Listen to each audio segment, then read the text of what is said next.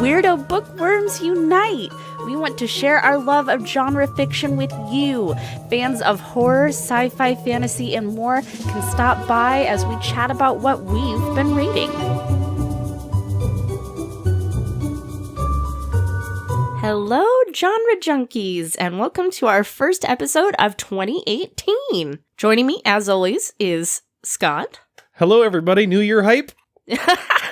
And I am, of course, Sandra. We're joined by our producer, Stitches, as well. So one thing we wanted to start off with a little bit before we get rolling into the book today, which is Warcross by Marie Lu, is since it is the start of the year, we thought it might be fun to have a little roundtable discussion of any bookish or reading goals we have in 2018.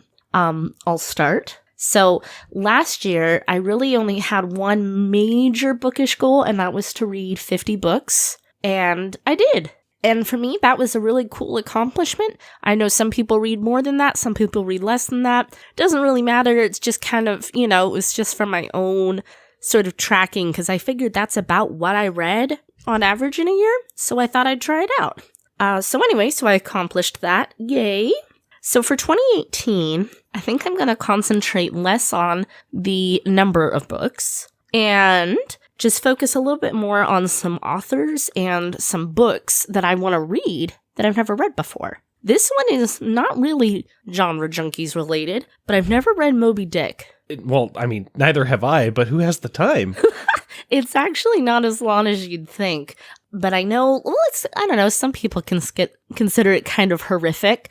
It seems exciting. I've seen the movie a long time ago, so I definitely want to get to that. I've also never read Slaughterhouse-Five by Kurt Vonnegut. Have you read that? I haven't. I haven't really read any of Kurt Vonnegut's books. So I've got to read that this year. I would really like to reread The Mayfair Chronicles by my beloved Anne Rice, because I haven't really gotten to sit down and do that. I also want to read some more by Jack Ketchum, who is, of course, a very famous horror writer, and I haven't really delved into his canon. I barely even, touched a toe into that. I'd also like to read something I haven't read before by Fyodor Dostoevsky, because I've never really gotten into his books too, but I think he's fascinating and his point of view is really cool. And I also want to catch up on anything from Anya Alborn that I haven't read yet. I think she's got a couple now that I've fallen behind on, and she is a really awesome kick-ass lady horror writer, and hopefully we'll cover her on the show at some point, because I've been reading her for years and I love her, and I feel really guilty that I've kind of fallen off her bandwagon, because I'm always talking about how much I love her, and yet I'm falling behind. So how about you, Scott? I think those are really good goals. Thank you. I have two main goals. I actually want to set a number for myself for the year. I want to read 40 books. That's fantastic. That's my goal. It's a little bit shy of your 50, but, with genre junkies and everything else, I think that it's very achievable. Oh, well, it's hard. You can't really quantify, but it's kind of cool. I liked having a goal of number of books to read. I thought that was kind of fun. I wouldn't want to do it every year, though. And my other goal is actually a big embarrassment of mine, being such a sci-fi fan myself. Oh my God, what is it? I want to read more Philip K. Dick books. There's a lot that I haven't actually read. Also, and this is really embarrassing to admit, I've never read a George Orwell book. Not one. Oh my God. And I want to fix that. So my goal is to read at least 4 books from both of those authors this year. Ooh, I think that's an awesome goal. I've only read, I think I've read 3 Orwell books. I love him. He's awesome. You gotta read him. Yeah, I'm excited too. So those are my New Year's resolutions. I love it, you guys. So what do you guys have any sort of bookish reading, writing, literary goals for yourselves for the year? Comment and tell us on our Instagram. Send us an email or whatever. A carrier pigeon, a Hogwarts owl. So without further ado, let's talk about Warcross, shall we? All right. Let me tell you a little bit about Warcross. In the near future, society on a global scale has become obsessed with spending time in the virtual reality realm known as Warcross. Emeka Chen is a hacker and bounty hunter who makes a living pursuing criminals in and out of Warcross. When Emeka accidentally glitches herself into the Warcross Championship games, she thinks her next step is prison.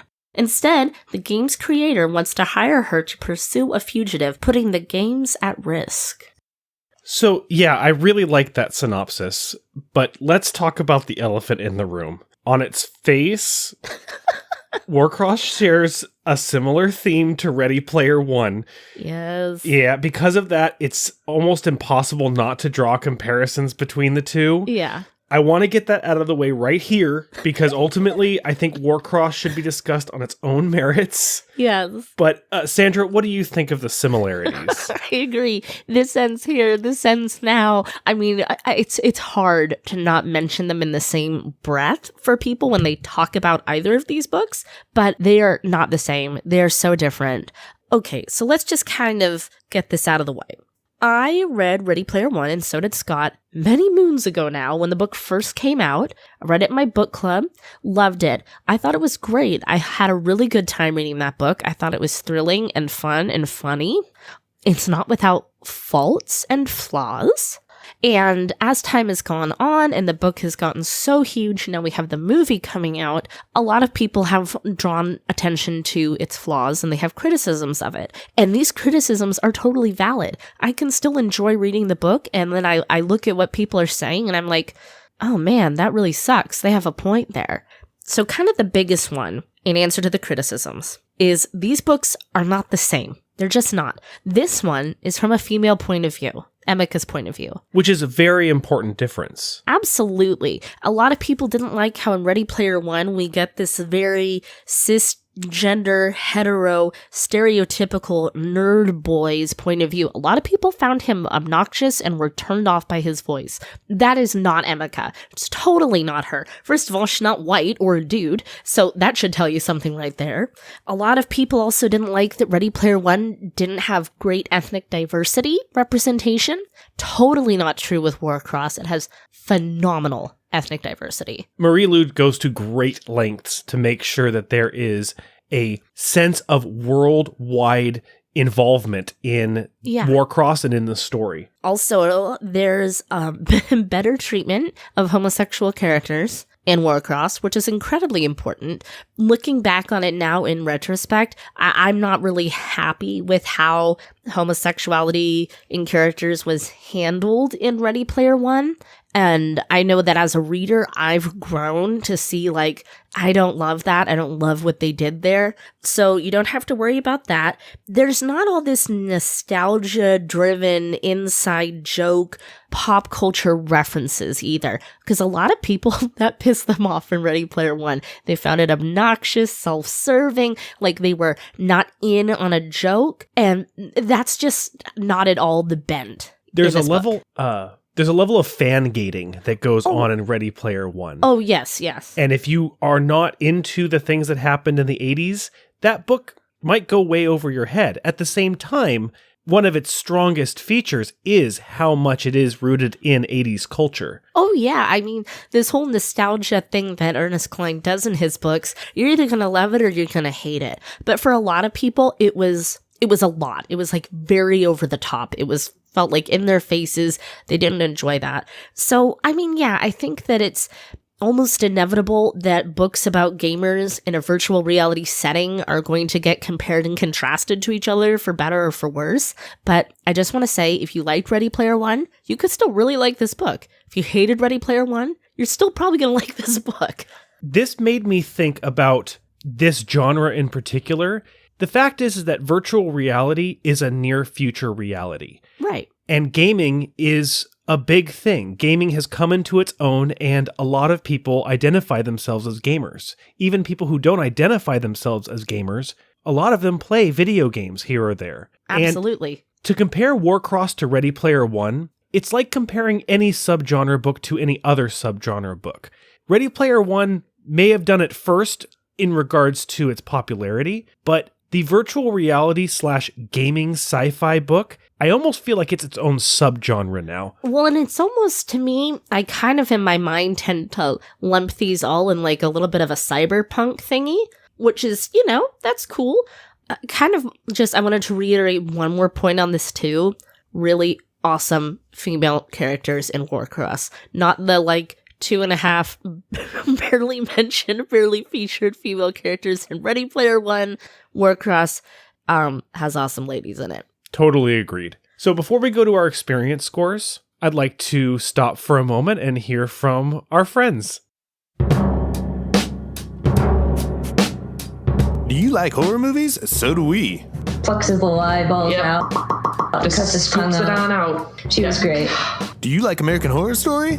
So do we. There were some butts. Yep. Pillins. Yep. Butt. Yep. Pillins. Butt. Yep. Pillin. It's over 90% cheek. That's your butt. You see the essence of the butt. Are you into vampires dancing in mesh tank tops? Us too. I was mesmerized by the mesh tank top and leather pants. Are you into high-minded film critique and discussion? Because we've got that. And it is beautifully filmed. Like, it really, just the stark contrast of colors, like you said. Not your thing? How about a dick joke? His dick, dude. He put his dick in a pig. Come on. We've also got one dude to give dude perspective. Zombie apocalypse is no time to have your head in the pussy clouds, Mickey.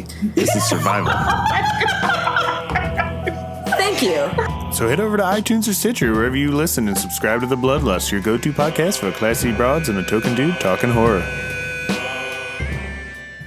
Welcome back, everybody. So let's talk a little bit about our experience score. Then we're going to break down writing style, characters, all spoiler-free, all for you guys. Okay, I gave this one a page-turner. This is a page-turner experience for me. I flew through this book pretty quickly, and it's because I wanted to know what was going to happen. I was thoroughly invested in the characters, especially Emeka, and it's a fun, exciting little plot. So Warcross read as an obsession for me, and it's not even really close. Oh, wow.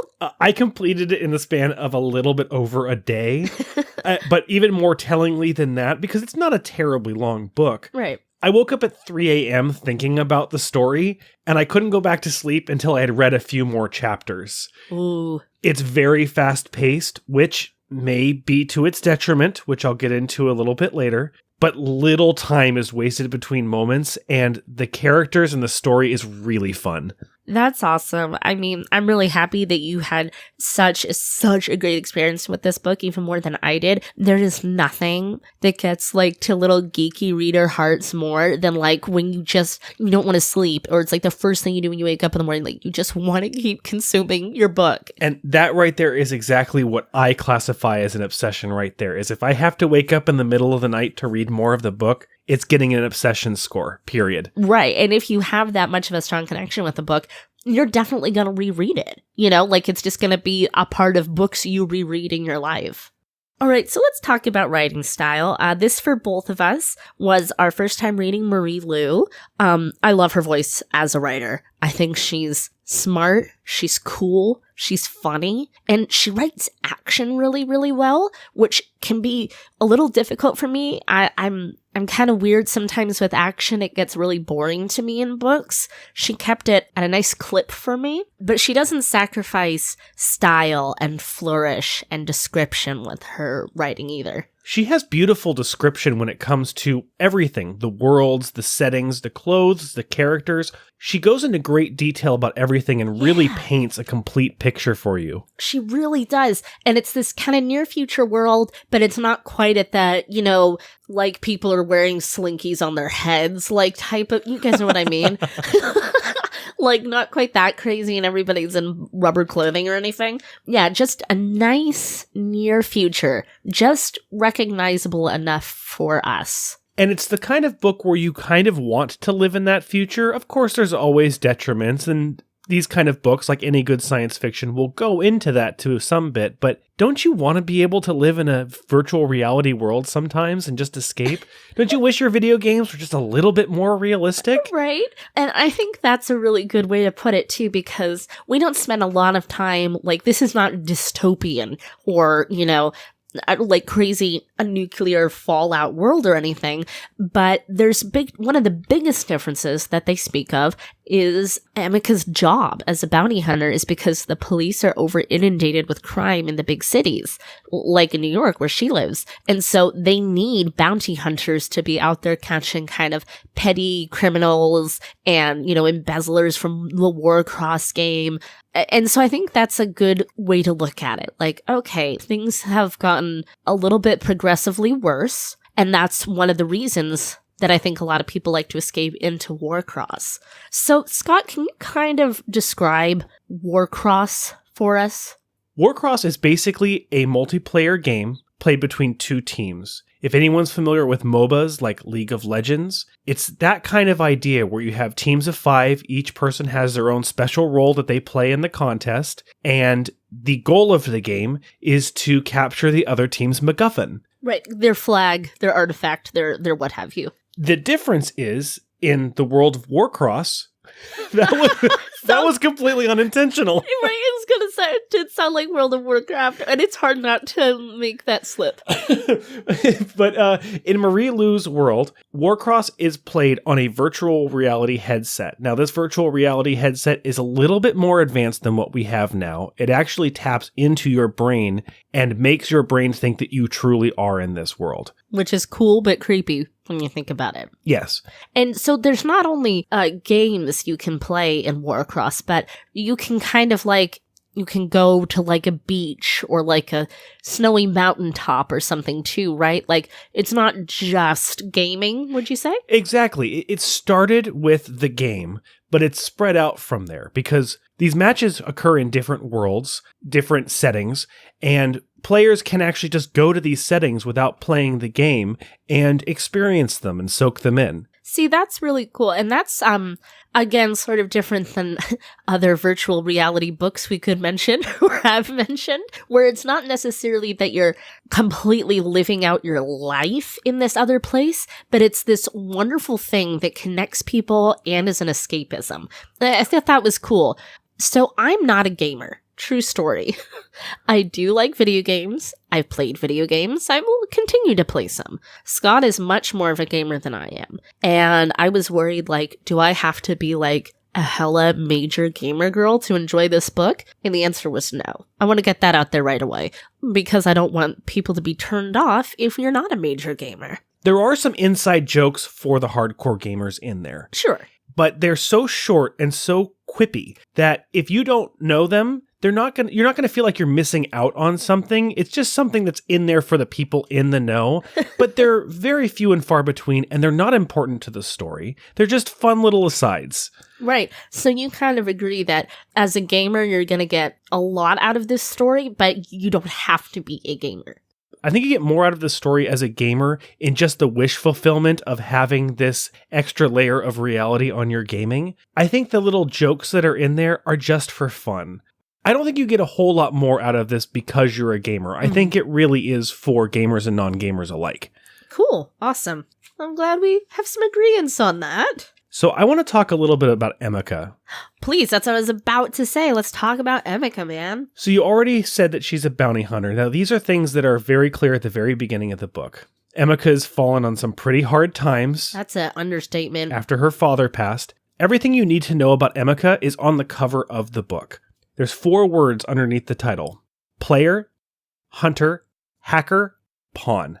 Love it. That is everything you need to know about Emika, except for the fact that she's a badass chick. She is so freaking cool, you guys. One thing I love is she has rainbow dyed hair. Her dad liked to dye his hair fun colors, and she dyes her hair kind of in tribute to him.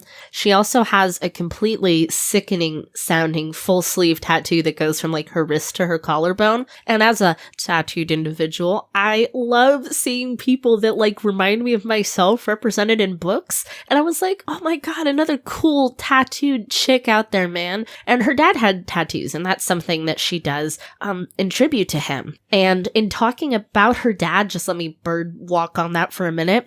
I love the way that Emika and Marie Lou write about Emika's father.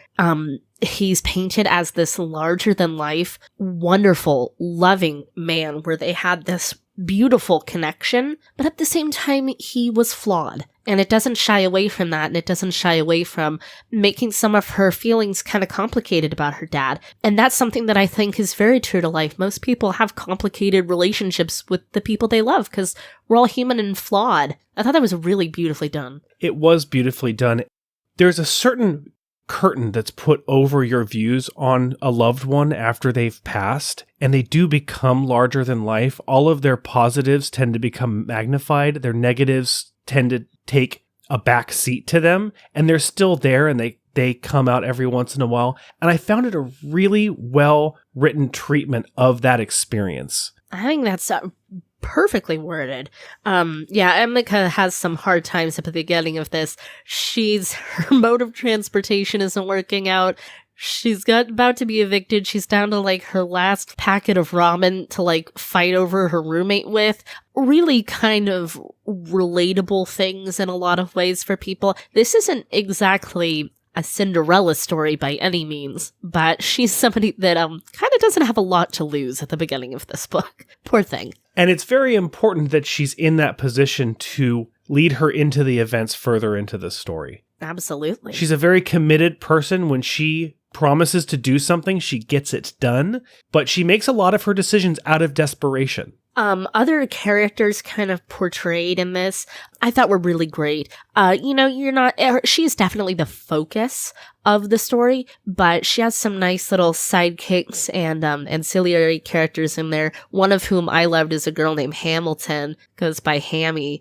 She's just really cool. She was another really well-written female character. If I can speak to the other characters in the book, one of the flaws with Warcross is the other characters are very interesting and I want to know more about them, but really at the end of the day, the only characters that are really fleshed out are Emika and Hideo. That's true. I mean, I do agree with that, but I liked these people. I agree. I want to know more about them because I liked them. I think the book could have done more to focus a little bit more on their point of view or their character development, and maybe future books will do that. But Warcross had blinders on for Emika throughout the entire book. Right. We're with her on this journey, and it's very true that I hope in future I don't know if this is how many books are going to be in this Warcross universe, but I'd love to know more about some of these other characters mentioned. So let's talk a little bit about Hideo. Hideo Tanaka is the creator of Warcross. He's in his early 20s. He was a child genius when he created this virtual reality, these glasses and this world, and he's the one that hires Emika. And through the course of the story, they get to know each other a little bit better. I was very happy with Hideo's portrayal in this book. I am, of course, really ecstatic to say we have an Asian male romantic sort of figure. And he's not a joke. He's not a caricature. And I was just super here for that. I was like, that is awesome. He's got depth. He's got layers. He's pretty well fleshed out throughout the book, would you say, compared to the other ancillary characters? Very much so. He's a very likable character. He's too smart for his own good. It's like the whole way he's written is very fascinating, and you want to know more about him because people don't really know a lot about him. He's very secretive. Yes. About his personal life, and he's always like in the tabloids and stuff, but people don't really know the real him. So we're getting to uncover him with Emika. Really well written. I agree, and he's uncovered as much as he can be, being the genius billionaire that he is. There's a lot of walls that are there. Right, and you can kind of understand that. I mean, he's kind of like a dash of Steve Jobs, a drop of Mark Zuckerberg. But what's important is that even though he has these walls and he is a troubled young man, he's not your completely cold and... broody? Exactly. Yeah, he's not broody, I wouldn't say. He's not a shiny vampire. No shade. I'm throwing no shade, but he's not a broody, shiny vampire where you don't really know anything about him and he's just mysterious through the whole book. He is a really interesting character. Treats Emika and other people like garbage because he's so secretive about his life. Yeah, no, he's not quite that guy. So let's get into our appeal score for Warcross. And as a reminder, you can always look up on our website to see what our little scoring methods is if you're just joining us for the first time or you've forgotten. But most importantly, this score is really to tell you if we think that you would be interested in this book. Yeah. So this one was, I don't know, I kind of thought about it for a minute, but I'm going to go with general. Not quite broad, but generally, this is going to be light. If you're not into those types of books normally, I think you could still enjoy this.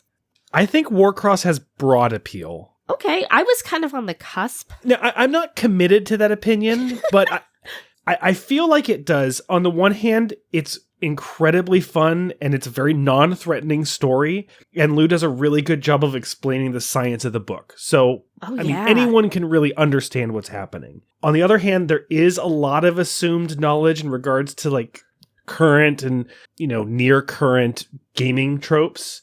It could leave some non-gamers scratching their heads just if they have no frame of reference to how video games work at all. But which is kind of maybe a rare demographic of people in this day and age, because video games have been around, well, I mean, popularly since the 80s, but of course the 70s too. Yeah, so for me, I think it's a little bit more than general appeal because it is so accessible, but it's certainly not mass. Right. I think there is a certain generational aspect to this that it can't really cross. So, but I think I'm going to give it a broad appeal. Right, and even then, that's kind of hard to put a finger on, like I just said, because video games have been around for a really long time now. And there's still some people who are, twice or more the characters' ages in this book that are probably avid gamers and would dig this. Yeah, it's just a little bit hard to pin down. You guys are going to have to read it for yourself and tell us what you think. So we're going to take a little break, a little stretch break, come back and talk spoilers. So I hope everybody enjoys Warcross. Enjoying the show? Please like and subscribe on iTunes. You can find us on Twitter and Instagram at Genre Junkies. And don't forget to visit the website, genrejunkies.com. Hello, everybody, and welcome back to the spoiler section. All right, I'm just going to rip the Band-Aid off. I'm going to jump right in there, okay? Let's do it.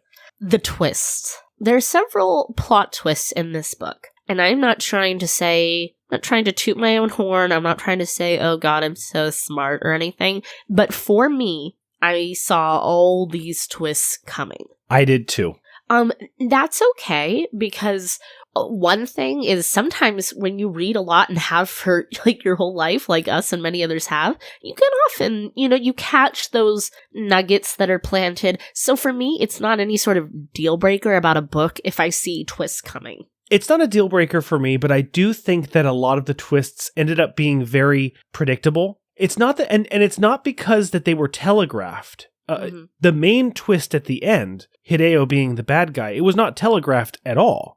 I disagree about that. You do? Okay. Okay, so before we get to that, kind of like, let's just go through some of these twists a little boom, boom, boom. Perfect. Okay, so the romance between her and Hideo. I saw that, but I liked the way their relationship built. There wasn't anything creepy about him employing her as a bounty hunter and them being interested in each other. They were really seen as equals. Like, he wasn't trying to boss her around, give her shit, take advantage of her. I feel like their romance was a natural progression in the book. I agree with that.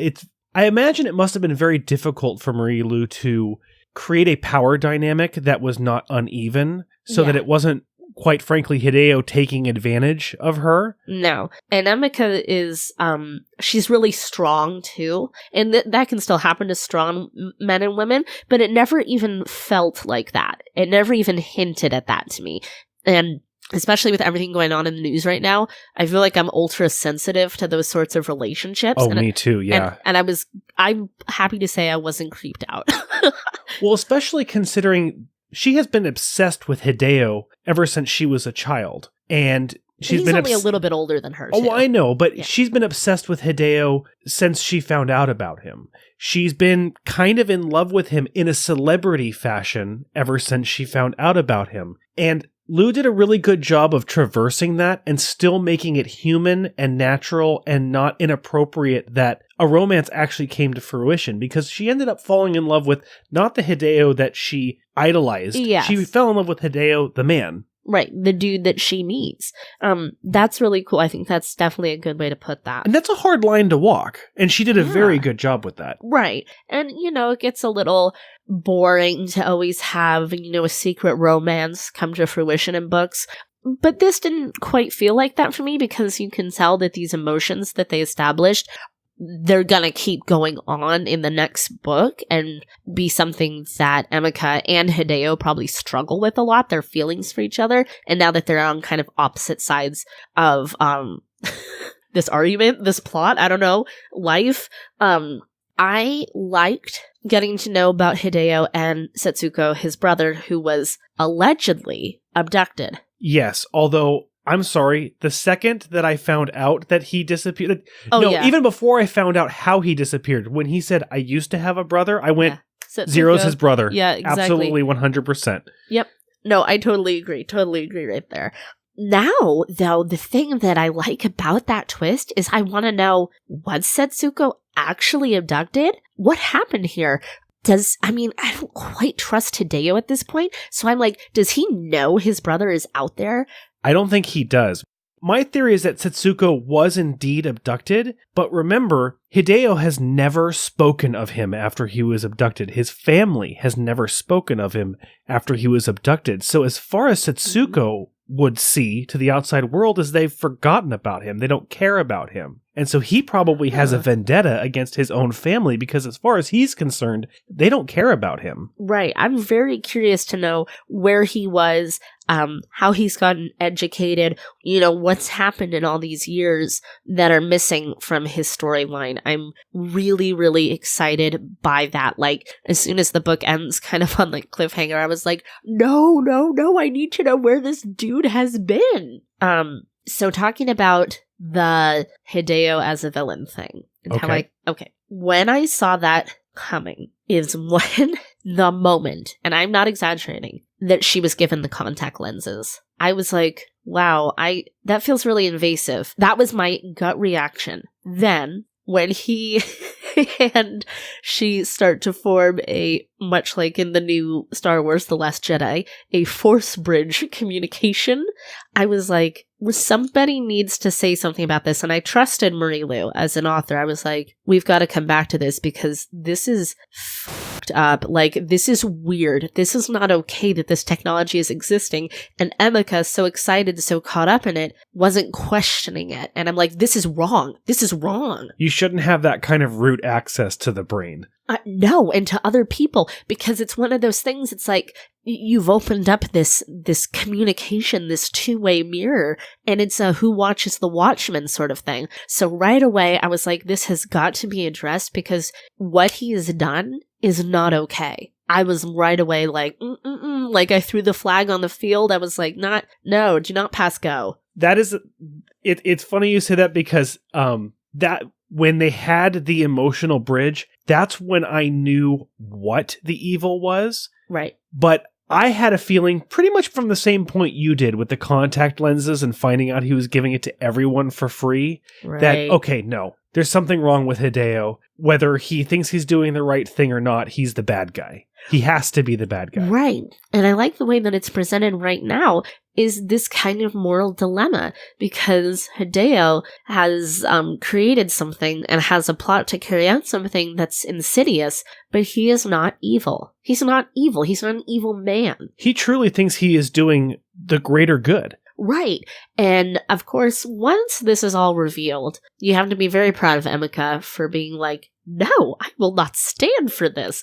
So I was proud of her for doing that. But I like that moral dilemma that's raised because that's something that's very relevant to our conversations now about technology. I think the reason that it was so transparent to me is this book goes in a lot of different ways. On the one hand, there's the tournament and there's all of that going on. And then there's the idea of kind of what's happening around the world.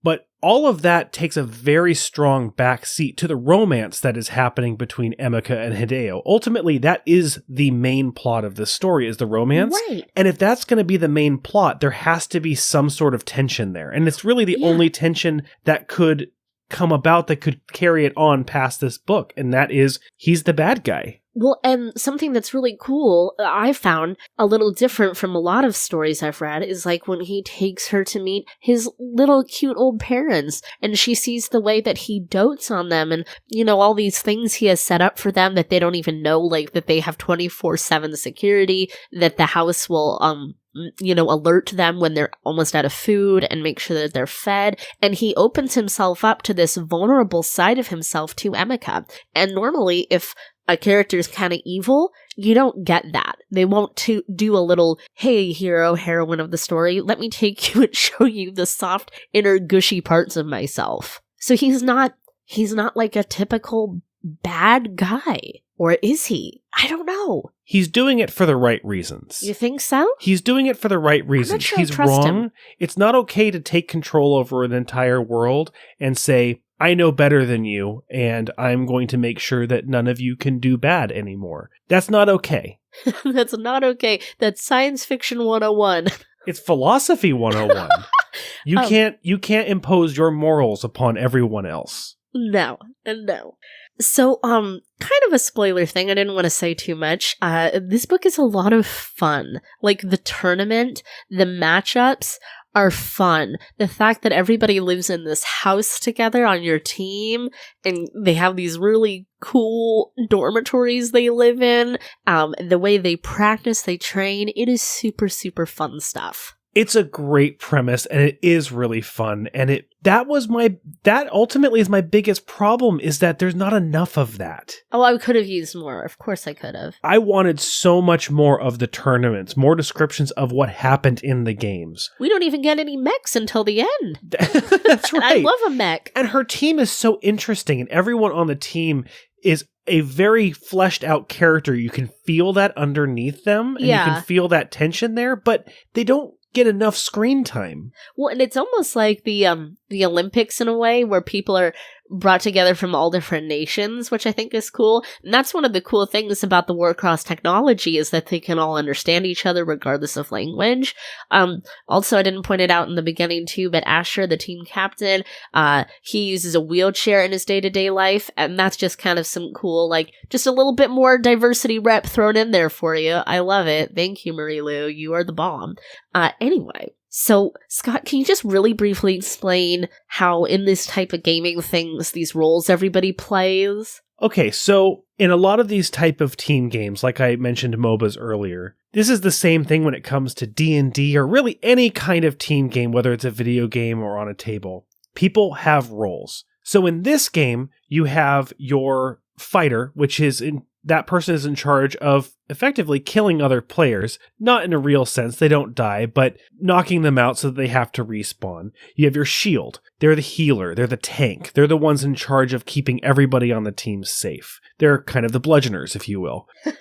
And I will. You have the thief. They're in charge of collecting all the power-ups, trying to get everything on the map and scouting out. They're the junglers in a MOBA. You have the captain. They're in charge of managing everything, and they kind of play all roles at once, but they tell everybody where to go. And then you have the architect. This is Emika's role. The architect is in charge of managing the battlefield itself. She's a builder as well as a destroyer. Right. If they need a bridge, she's going to make sure there is one. If she needs to take down a bridge, she's going to make sure that it gets taken down, is the best example. And so these roles all play a part in this team dynamic to create the game of Warcross. Super cool. I'd be a thief. I usually like to play a healer, so I'd like to think that I would be a shield, but in this particular game, I think I would be a thief as well, just in charge of rushing out and getting whatever the captain told me to get. I think that you'd be a really good architect. Oh, I don't think so. I don't typically play that kind of a role. I don't know. What did you guys think? What would you want to play in Warcross? Would you want to play Warcross? Do you think Warcross is a good idea or a terrible idea? Yeah, and I guess we can't both be thieves if we're on the same team. No, so you got to be something else. So I'll be the shield then. Yeah, I'm the thief. I called it. I licked it. It's mine. Okay, guys, let's talk about our final scores. Can I go first? Please. I was hoping you would. So what are we scoring this out of? How many power-ups out of 10? All right, power-ups out of 10. So this is the perfect example of the difference between how much I enjoyed a book and the score that I might give it on this podcast. Because, I mean, as far as how much I enjoyed it, this book is a 10 out of 10.